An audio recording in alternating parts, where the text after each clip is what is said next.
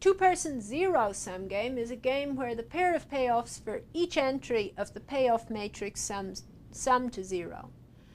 This means that one player's gain is equal to the other player's loss, and vice versa, on any given play of the game. And a constant sum game is a game where the pair of payoffs for each entry of the payoff matrix add to the same constant, let's call it C. And the analysis of constant sum games is the same as that of zero-sum games, which we will look into in detail, since subtracting the given constant from the column player's payoff makes it a zero-sum game. So by convention, the payoff matrix for the two-player zero-sum game, or a two-player constant sum game, shows the strategies for both players as before, but it only shows the payoff for the row player as entries. And the reason for this is because you can calculate the column player's payoff for each situation using the row player's payoff. So you can deduce the column player's payoff from the row player's payoff. So to save chalk or ink, people just write in the row player's payoff. Here's an example: rock, paper, scissors. It's a traditional game, and two players face each other and simultaneously show their hands in one of three configurations. A fist denotes a rock. If they extend the forefinger and middle finger, then that suggests the scissors, and a downward facing palm denotes a sheet of paper.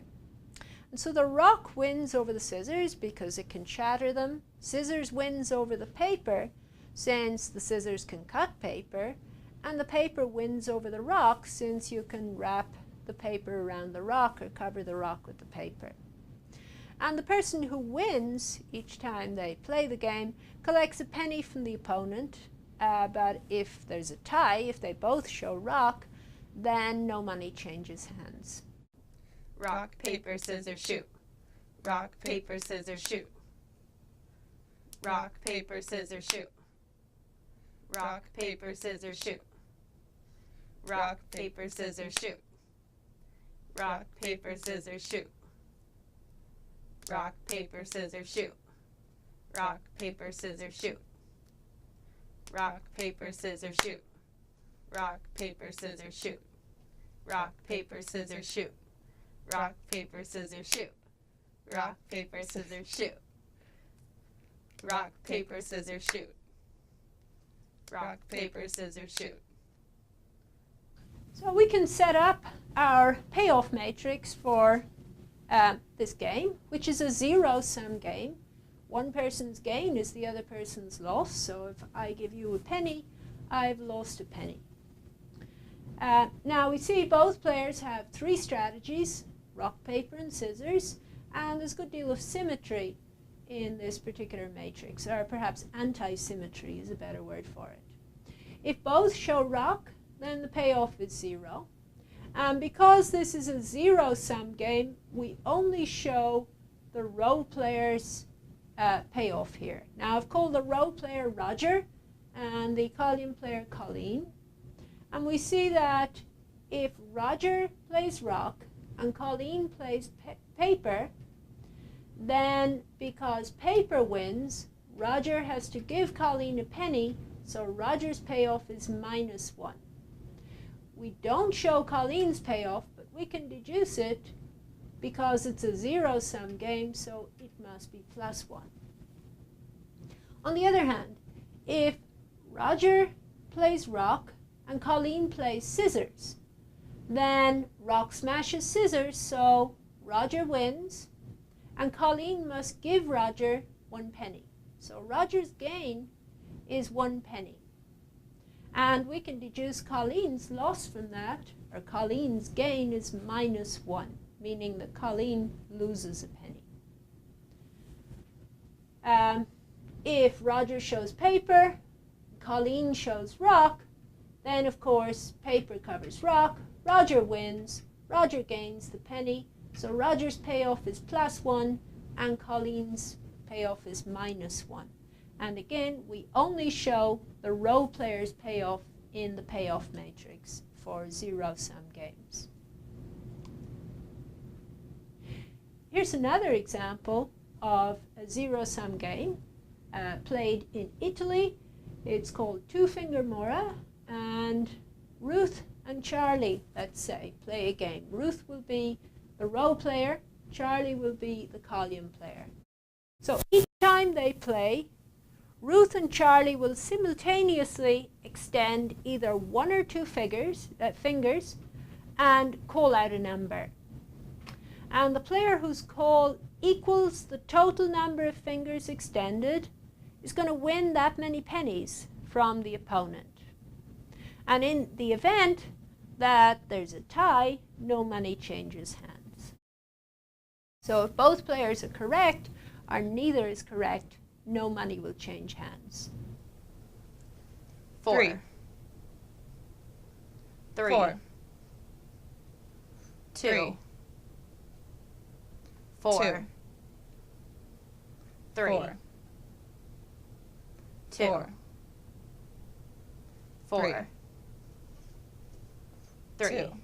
So we can write each strategy as an ordered pair. So in this case, we need two things to describe the strategy.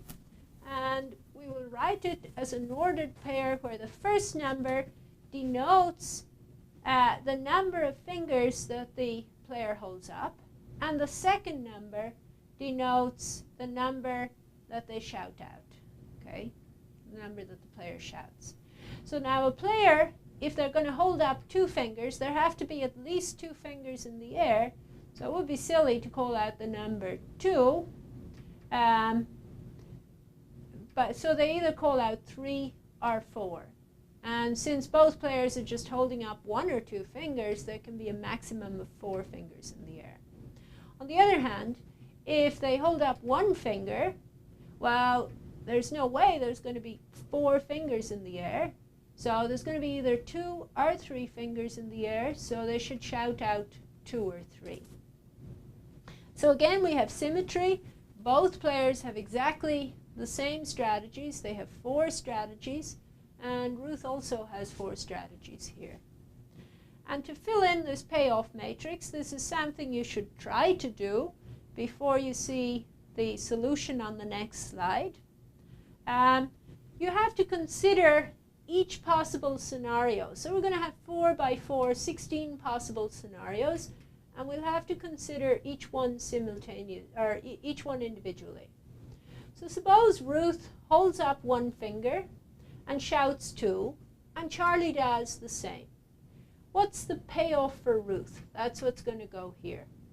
Well, there are 2 fingers in the air, and both are correct. So according to the rules, no money will change hands.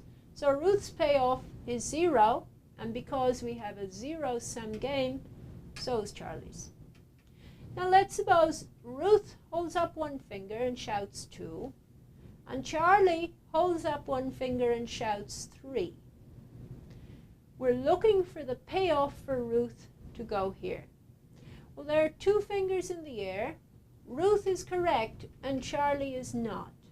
So by the rules, Charlie must give Ruth 2 pennies, the number of fingers in the air, because Ruth is correct and Charlie is not. So the payoff for Ruth here is 2. Now the payoff for Charlie is -2, but we don't put that in there. Now let's suppose that Ruth holds up 1 finger, shouts 2, and Charlie holds up 2 fingers and shouts 3. There are 3 fingers in the air. Charlie is correct. Ruth is not. So Ruth must give Charlie an amount equal to the number of fingers in the air, which is 3. So Ruth's payoff is a negative because Ruth is giving away 3 pennies. So Ruth's payoff is -3. So try to do this for all of the possible 16 scenarios and then check out the solution on the next slide. Okay, here we have the solution. We're showing roots payoff for every one of the possible 16 scenarios. And again, you see some symmetry, actually anti-symmetry in this particular matrix. Notice, as we said many times before, we don't need to include Charlie's payoff here because it's a zero-sum game. I can deduce that from Ruth's payoff. So, for example, if Ruth's strategy is to hold up 2 fingers and shout 4, Charlie's is to hold up 2 fingers and shout 3, I know Ruth's payoff is 4, and I know Charlie is giving Ruth 4 pennies, so Charlie's payoff is -4. So I have enough information here. This summarizes all of the information about the game. We can also use the expected value as the payoff. So each combination of strategies might be a random, so the payoff for each combination of strategies might be a random variable. And in this case, we can find the probabilities that each payoff might happen in that particular situation and calculate the expected payoff or average payoff. So here's an example from Winston's book on mathletics, which is among the references for the course. And in football, the question is whether the offense should run or pass. And so they select a play whether they're going to run or pass the ball. So we think of a simple model of play selection in which the offense and defense simultaneously select their play. So it's a simultaneous move game. And the offense can choose to run or pass, and the defense might choose a run or pass defense. So it's a very simple model, but nevertheless it's instructive. And one can use the average yards gained. So there are no yards gained guaranteed for any particular combination of those strategies, but one could use the average yards gained or lost in each particular situation, and you might average across the particular league that these teams are playing in. So you could use those as payoffs in your payoff matrix for the offense, and this becomes a 2-person zero-sum game because yards gained for the offense is yards lost for the defense. And so the offense can choose to run or pass, and the defense can choose a run or pass defense. And let's suppose that if the offense runs and the defense makes the right call, then yards gained for the offense roughly average out to a loss of 5 yards.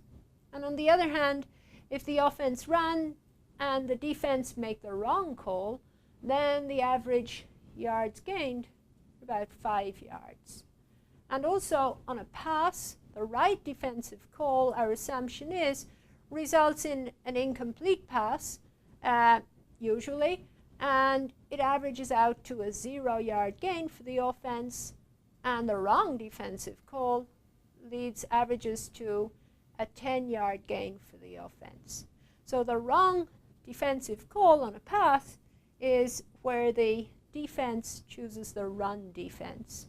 So we can set up our payoff matrix. We put in the strategies for both teams, the offense and the defense. Each one has 2 strategies.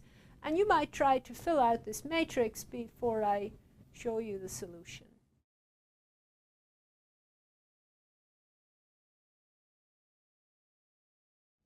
Okay, and here's the solution.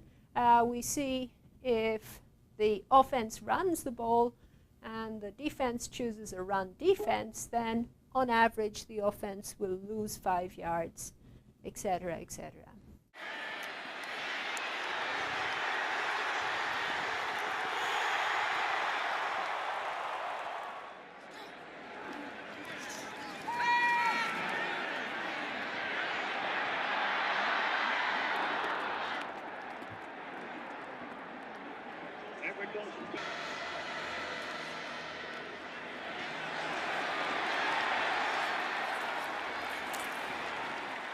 And he back out there tonight for Navy. 10th play of this drive for the midshipmen, but not much doing this time.